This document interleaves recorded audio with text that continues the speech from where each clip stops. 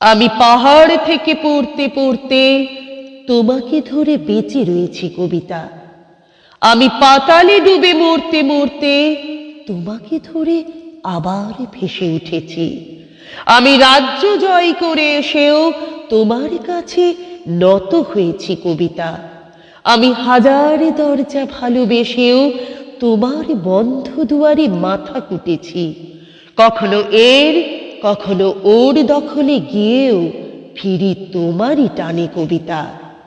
আমাকে নাকি ভীষণ জানে সকলে, তোমার থেকে বেশি কে জানে কবিতা।